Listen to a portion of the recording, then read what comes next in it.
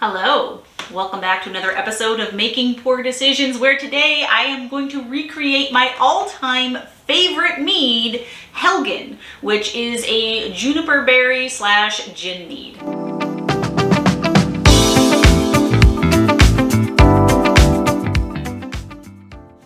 Hello friends. Okay, so today I am going to be recreating my all-time favorite mead, as I mentioned in the intro, and this mead is called Helgen. And if you are a fan of Elder Scrolls, specifically Skyrim, you might recognize that name. So when I first started making meads, I wanted to make some meads that were reminiscent of some of my favorite video games. So I made Tasty Mead from Valheim, which was a blueberry raspberry mead. I also made a mead based off of Divinity 2's Voidwoken, which was a black spiced chai mead.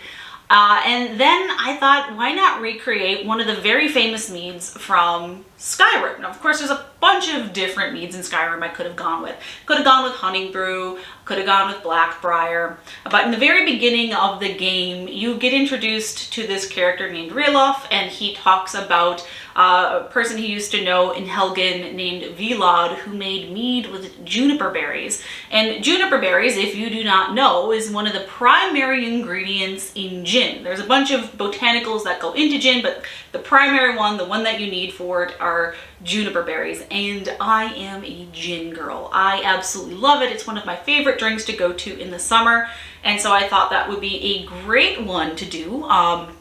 I was actually already creating another mead recipe in my brain that was going to be reminiscent of gin, that I was originally going to call Ginny Measly. If you're a Harry Potter nerd, you might get that reference. So I decided to combine the two and create something called Helgen, which is a mead made with juniper berries along with some other gin botanicals, and then I aged it on scorched birchwood, because if you played the game, you know that Helgen gets burnt down by Alduin, and it's scorched. It's burnt to the ground. It's burnt to a crisp. So that's what I'm going to recreate today. And one of the reasons why I was inspired to make this mead actually is I recently started doing a little bit of voice acting work for the modder Mihail and this plethora of mods. So it just inspired me to recreate this, number one, because it was my most delicious mead I've ever made, and recently getting back into Skyrim and doing this voice acting work for the mod. It's just a lot of fun, so I felt inspired. So without further ado, without me prattling on any further, let's go ahead and get started. And originally, when I made this mead, I used 2.5 pounds of almond honey. Now, almond honey right now, it's kind of in season, it's kind of not in season. The reason I say it's not in season is because it's being collected right now. The almond trees in the south are starting to flower. So it's really hard to find almond mead not almond mead, but almond honey at the moment. So I'm going to deviate a little bit from the recipe, and I'm going to use some honey that I have on hand. So it's going to be a blend. Starting with, I'm going to have to say maybe about a pound of butterbean, and I'm also going to be using 2 pounds of sourwood honey. Now, sourwood honey is not something I've used before. I was originally going to use that in my very first braggot recipe. But I'm still doing a bit more research on that. I'm not too ready to make my braggot just yet. And one of the reasons why I'm not ready to make it is because I haven't tasted a braggot yet. But wait, what's a braggot? I'm kind of getting ahead of myself. So a braggot is the love child between a beer or an ale and mead. So it is made with fermentable sugars from wheat and honey. And it's difficult to find commercially. And one of the reasons is, and I actually found this out recently at a visit to White Bear Meadery in Minnesota, it's because meaderies are pretty much considered like a winery in terms of licensing here in the United States. And wineries cannot produce and sell beer. Rude. Excuse me. Oh my gosh. They cannot sell beer. So, meaning they cannot use wheat to ferment their stuff. It's embarrassing. And then if you go to a brewery, a place that primarily sells beer, it's the, hi bud, hi honeybee. You're just gonna hang out? I'm gonna have to sterilize that again, sanitize rather. So if you go to a brewery, because of their licenses and their regulations, they can't do anything that's considered like wine. And since mead is considered a wine, you're not going to see it at too many breweries. So I'm kind of at an impasse. Can't get it at a winery, can't get it at a meadery, and I can't get it at a brewery.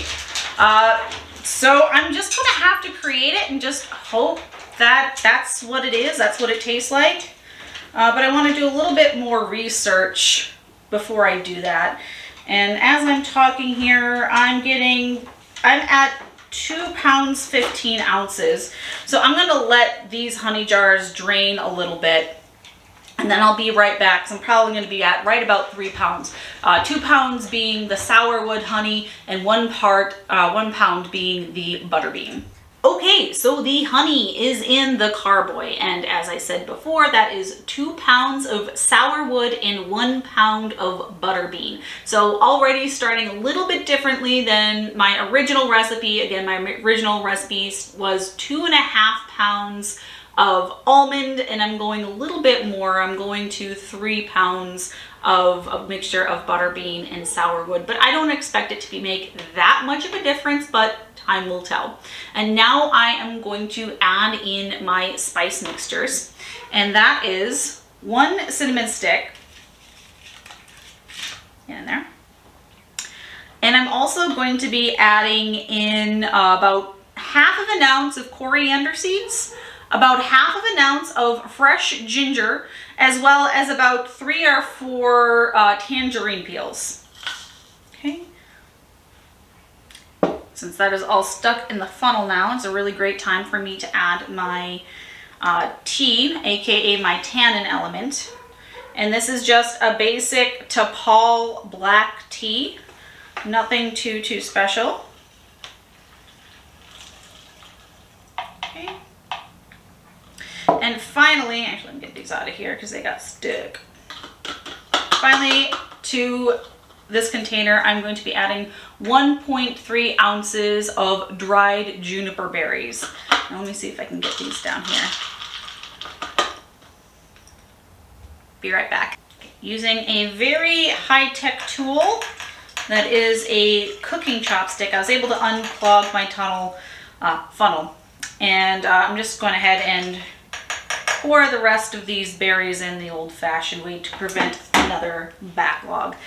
So just to review what I have in here so far, I have 1.3 ounces of dried juniper berries, about 1/2 ounce of dried coriander seeds, about 1/2 ounce of fresh ginger, about 4 or 5 dried tangerine peels for acid, and about a cup of Tapal black tea that was steeping for like 5 to 10 minutes, and that is going to be my tannic element, or my tannins essentially. Now you can actually go ahead and purchase other additives that will give you acid, that will give you tannins, if that's the road that you want to go down. Any brew shop you go into, you can buy these things. I prefer to do it a little bit more naturally, but to each their own. Now I am going to fill this container about halfway or so. So what I'm going to do is I'm going to mix it all together, and then I'm going to fill it the rest of the way up with water, take a gravity reading, add my yeast, and then we're going to call it a day. So yeah, that looks about good. Put this back there. Take you. Now to give it a shake. Some people will actually put a cap on the carboy when they shake it. I think it works fine just with the bung. Just make sure you keep your thumb over the bung hole. Can't make that up, or else you're going to have must go everywhere. And I shake this just for a few minutes. Realistically, you want to shake it until when you're looking at the container, there's no honey stuck to the sides. And if you noticed when I pulled my honey out of this bucket today, you know, like, why are you soaking your honey? Well, that's just to make it a little bit warmer, so it's easier to get out of the container. It makes it a little bit of a faster process. Also, if your honey is heated up a little bit, it incorporates into the water a little bit easier. So you don't have to shake it forever. Another reason why I like to do this part where I shake it up is it introduces a lot of oxygen to the must, which is essential in the beginning stages of the brewing process, because yeast need oxygen to live. And when you introduce the oxygen to the liquid now, that's great. But what can happen is if you add too much oxygen, or if you introduce too much oxygen during the brewing process, it could turn into vinegar. There's actually a scientific term that I forget the name of, what happens when it goes from like a wine to a vinegar, but you don't want that. So you just want as much oxygen in as now, then you plug it up and you let it sit for a few weeks and don't touch it. All right, let's see. It looks about right. I don't see any honey sticking to the bottom. I don't see any honey sticking to the sides. Whew, it's a good workout too. So I'm going to go ahead and put that back down there. Actually, let me sanitize that. Grab my funnel again. Water. Now, I'm going to fill it up to just about the shoulder.